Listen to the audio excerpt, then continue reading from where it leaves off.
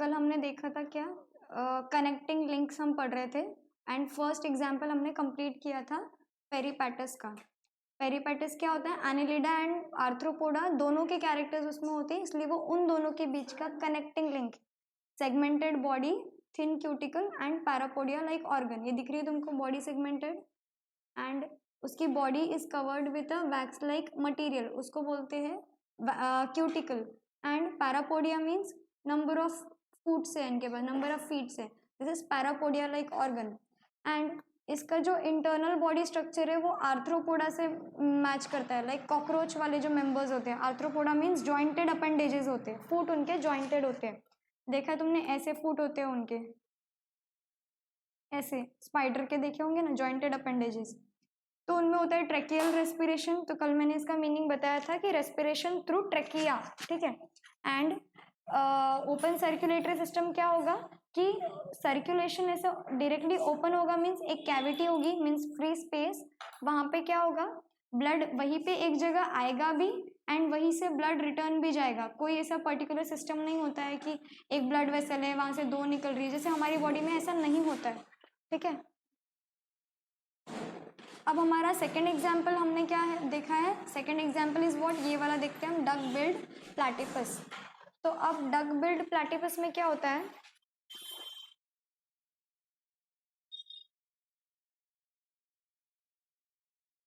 Second is what, duck billed platypus. तो अब ये किसके बीच का कनेक्टिंग लिंक हो गया, डक बिल्ड प्लैटिपस। देखो यहाँ पे, duck billed platypus is connecting link between reptiles and mammals. तो अब रेप्टाइल्स का एक फंक्शन क्या होता है, रेप्टाइल्स का, कि वो एग लेइंग होते हैं। एग लेइंग मीन्स अंडे देते हैं, ठीक है। तो दे ले व्हाट, एग्स। तो this is the function of reptile. And mammals का क्या फंक्शन है, इनके अंदर मैमल्स का क्या कैरेक्टर आ रहा है कि यहाँ देखो, रीड करेंगे नीचे में, यहाँ तक हमने कल रीड किया था। सिमिलरली डक बिल्ड प्लैटिपस लेज एग्स लाइक रेप्टाइल्स, रेप्टाइल्स की तरह ये जो डक बिल्ड प्लैटिपस है वो अंडे देता है, but shows relationship with mammals. और मैमल्स को कैसे रिप्रेजेंट करता है, to, due to presence of mammary glands and hairs.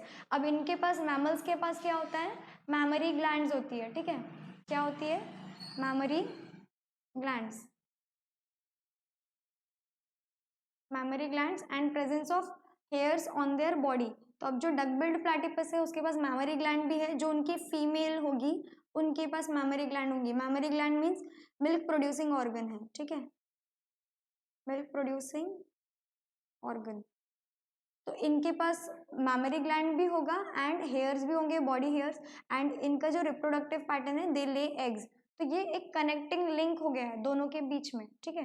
Then हमारा जो थर्ड है, this is duck billed platypus, ये दिख रहा है, ये वाला। अब थर्ड है हमारा लंग फिश।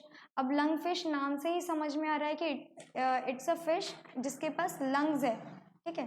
तो थर्ड है लंग फिश।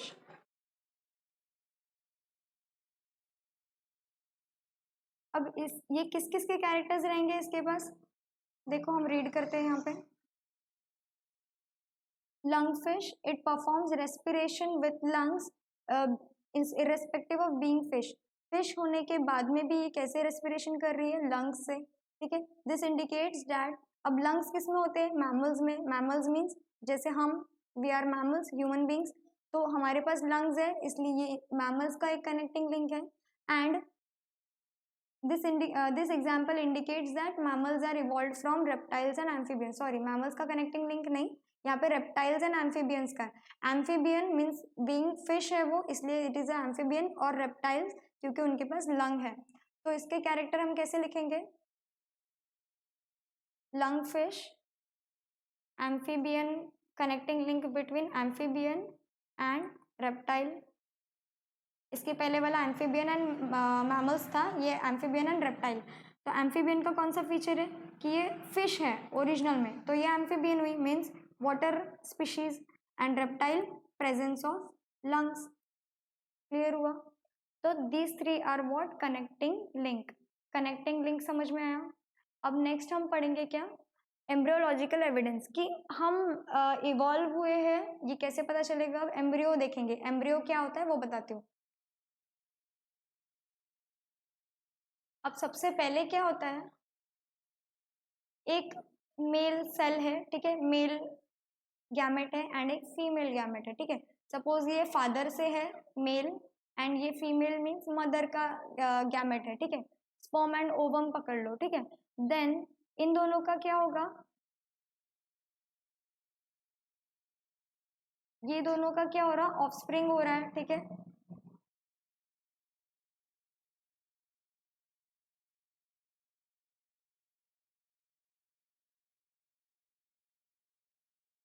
ठीक है, अब इन दोनों का क्या हो रहा है, ऑफस्प्रिंग में क्या हो रहा है, इनका एक 2n वाला सेल बन रहा है। ये हमने देखा था लास्ट टाइम कि ये n होता है, means n number of chromosomes होते हैं, और फीमेल में क्या होता है, ये भी n होते हैं। तो इनका जो फर्स्ट सेल बनेगा दैट इज व्हाट, 2n, जिसको बोलते हैं हम क्या, जाइगोट। Zygote means 2n। अब क्या होगा, सिंपली ये जाइगोट मल्टीप्लाई होगा, मीन्स 2n के फॉर्मेशन में एक एक सेल से क्या होंगे, 2 सेल बनेंगे, 2 से क्या होंगे, 4 सेल बनेंगे। देन धीरे धीरे ऐसे करके नंबर ऑफ सेल्स इंक्रीज होते जाएंगे।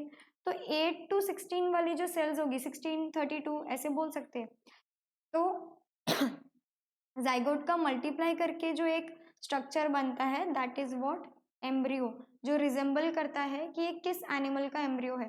तो ये सभी सेल्स 2n ही रहेंगे हमारे बॉडी में, बस बट क्या रहेंगे, इसका बस नंबर इंक्रीज रहेगा। तो दीज आर व्हाट, एम्ब्रियोज, ये सारे क्या है, एम्ब्रियोज है, ठीक है।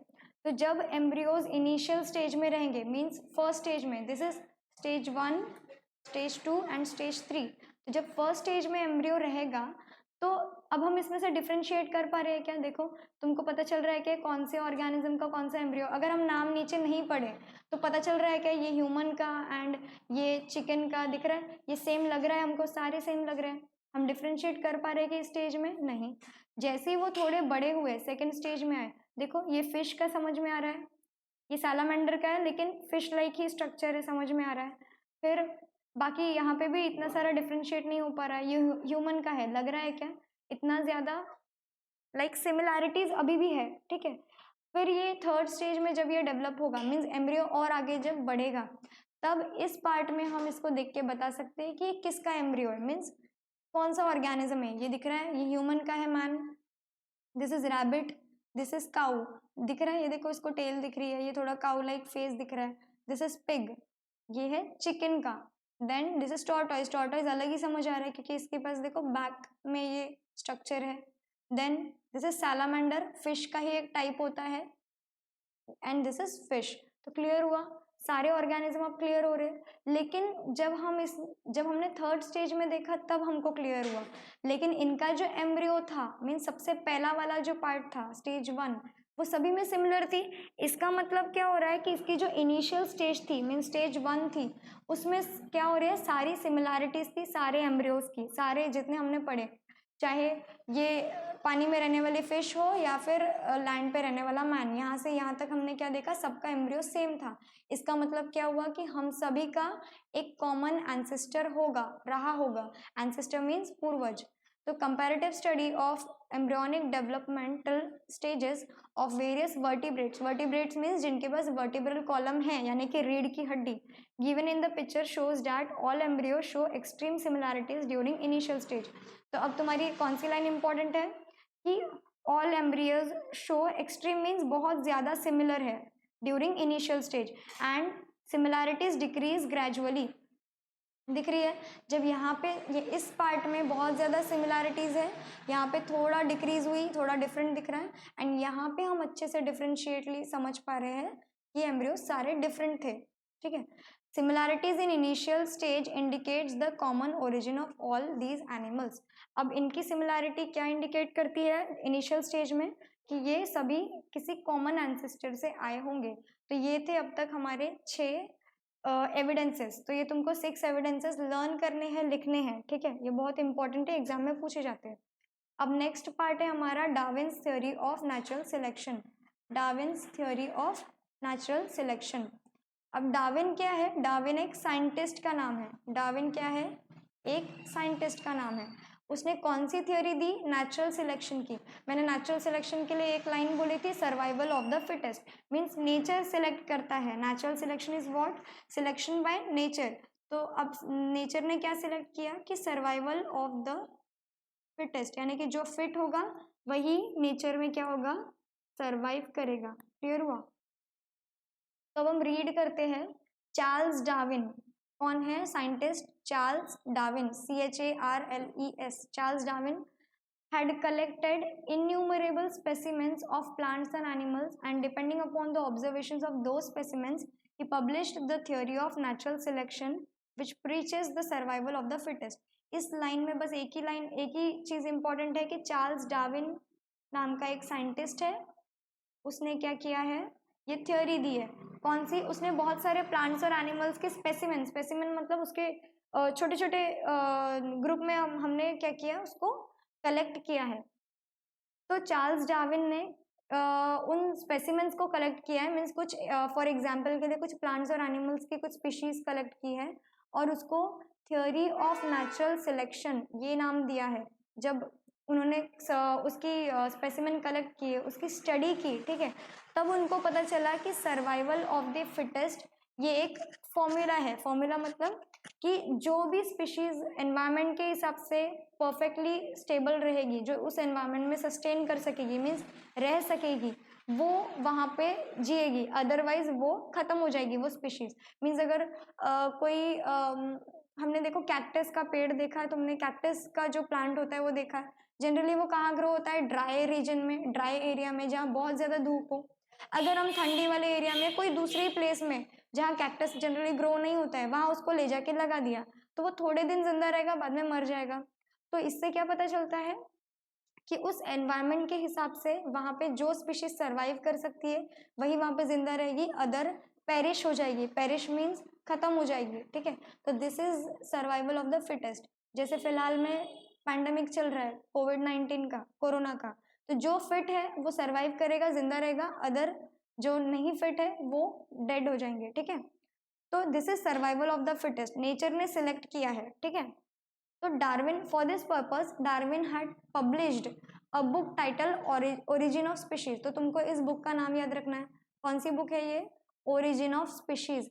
इस नाम, ओरिजिन मीन्स कि कहाँ से ओरिजिन हुआ है, कहाँ से स्टार्ट हुआ है, स्पीशीज कैसे ओरिजिन हुई, that is origin of species. तो एक बुक का नाम है। While examining the concept, Darwin says that all the organisms reproduce prolifically. जब उसने इन प्लांट्स और एनिमल्स को एग्जामिन किया तब डार्विन को क्या पता चला कि सारे एनिमल्स और प्लांट्स कैसे रिप्रोड्यूस करते हैं? प्रोलिफिकली। रिप्रोड्यूस मतलब उनके जो अदर ऑफस्प्रिंग है, जो उनके आगे वाली जनरेशन है, बच्चे है, वो कैसे पैदा हो रहे हैं? प्रोलिफिकली मीन्स अबंडेंट में, बहुत सारे अमाउंट में, बहुत सारे नंबर में। मीन्स एक प्लांट की स्पीशीज से हमको जो बीज मिलते हैं, सीड्स मिलते हैं, हम उसमें उससे पूरा खेत में बहुत सारे लाइक उसको बीज को बो सकते हैं, उससे बहुत सारे प्लांट्स निकल सकते हैं। तो इसको बोलते हैं अबंडेंट नंबर में। लेकिन उनमें से कितने सर्वाइव करेंगे ये मैटर करता है, ठीक है। हमने लगा दिए 20-30 प्लांट सपोज किसी खेत में, लेकिन उनमें से कौन फिट है, कौन सर्वाइव करेगा एंड तक, कौन प्लांट से एकदम ट्री बनेगा, ये नेचर डिसाइड करेगा, ठीक है। Well, all the organisms compete with each other in a life threatening manner. ये लाइन तुमको important है, ये तुमको याद रखनी है। All organisms compete with each other. Compete means कि वो एक दूसरे से कंपटीशन कर रहे हैं in a life threatening manner. Suppose कोई एरिया है जहाँ पे फूड जो मटेरियल है, खाने का जो सामान है, वो लिमिटेड अमाउंट में है और वहाँ पे जो ऑर्गेनिजम्स है वो बहुत ज़्यादा अमाउंट में, मतलब बहुत ज़्यादा नंबर में है। तो क्या करेगा ऑर्गेनिजम्स, क्या करेंगे, जो लिविंग ऑर्गेनिज्म है एक दूसरे से लड़ाई करेंगे कि किसको खाना मिल सकता है उसके लिए। जिसको खाना मिला वो फिट रहेगा, वो सरवाइव करेगा, जिसको नहीं मिल पाया वो पेरिश हो जाएगा, मीन्स मर जाएगा। तो ऐसे ही होता है हमेशा लाइफ में कि हम एक दूसरे से compete करते हैं, ठीक है। तो ये लाइन तुमको ऐसे डिक्टो याद रखनी है।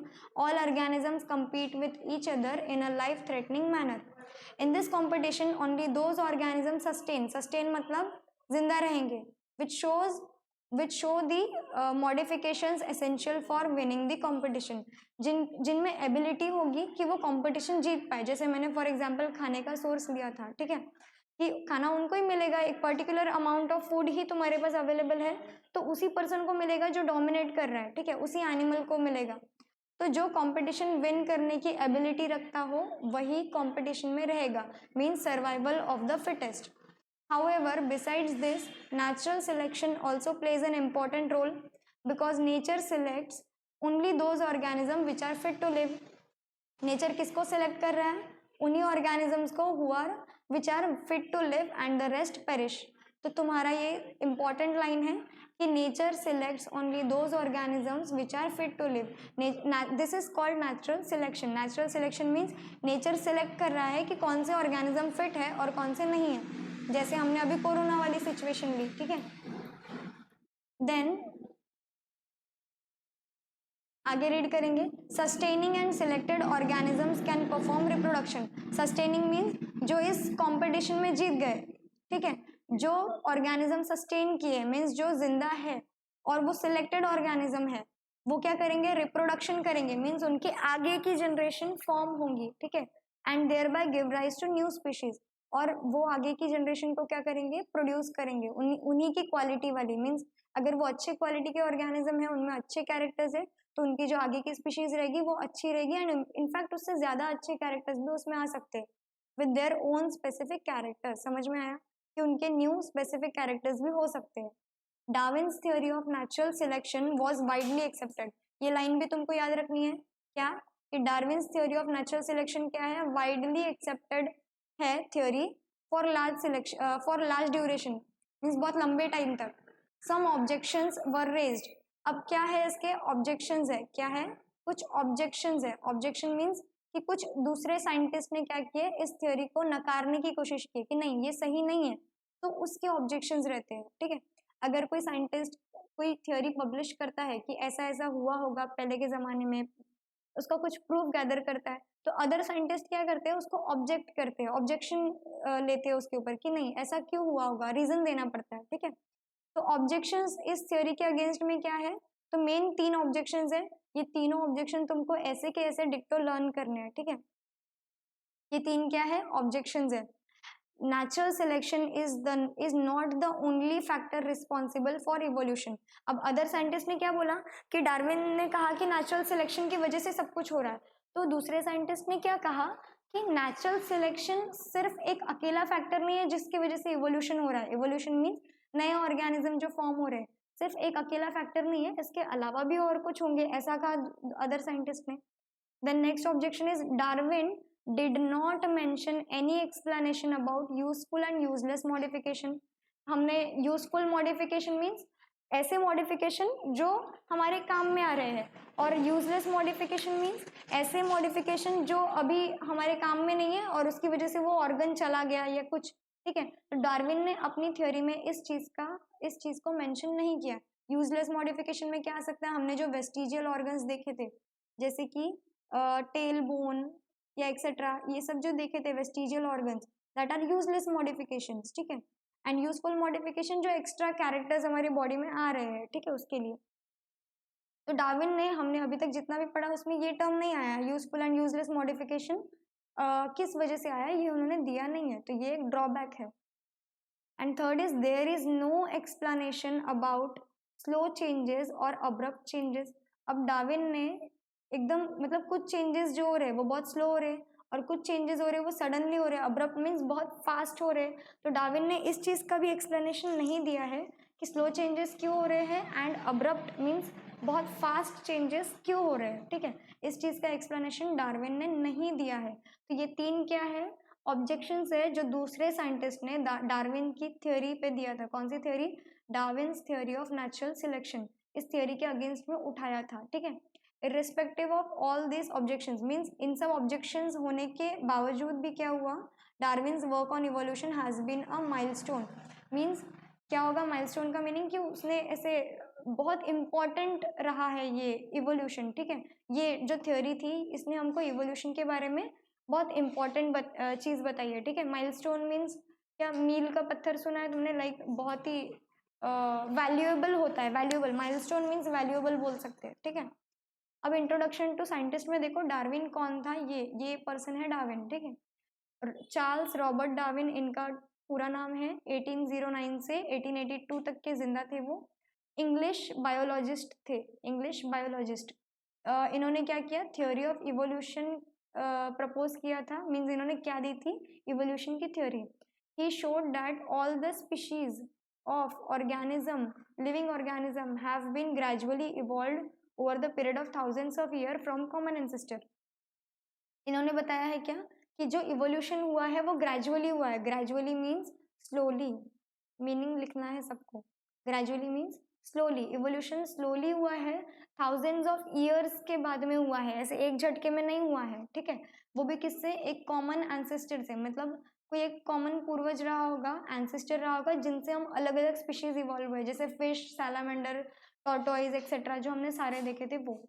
He proposed that principle of natural selection is responsible for this evolution। इस इन्होंने क्या किया, डार्विन ने कौन सा प्रिंसिपल रिस्पॉन्सिबल है, नेचुरल सिलेक्शन का, कि नेचर सिलेक्ट करता है survival of the fittest. Clear हुआ इतना। अब डार्विन के अलावा एक और साइंटिस्ट थे जिनका नाम है लेमार्क। हम इनकी थ्योरी क्या करेंगे, कल पढ़ेंगे, ठीक है, नेक्स्ट टॉपिक में पढ़ेंगे। लेमार्किज्म है इनकी थ्योरी का नाम, and will study it in the next topic. Next turn में हम क्या पढ़ेंगे, लेमार्किज्म एंड स्पेसिएशन, ये दो टॉपिक पढ़ेंगे। एंड फिर ह्यूमन इवोल्यूशन करके एक सिंगल टॉपिक बचता है, वो हमारा खत्म हो जाएगा। मीन्स हार्डली 2-3 लेक्चर्स में हमारा ये पूरा चैप्टर कंप्लीट हो जाएगा, ठीक है। जितना मैंने पढ़ाया है वो पूरा तुमको लर्न करना है। एंड जो ये 6 एविडेंसेस मैंने पढ़ाए हैं ये बहुत इंपॉर्टेंट है, तुमको ये 6 एविडेंसेस लर्न रखने हैं। क्लियर हुआ।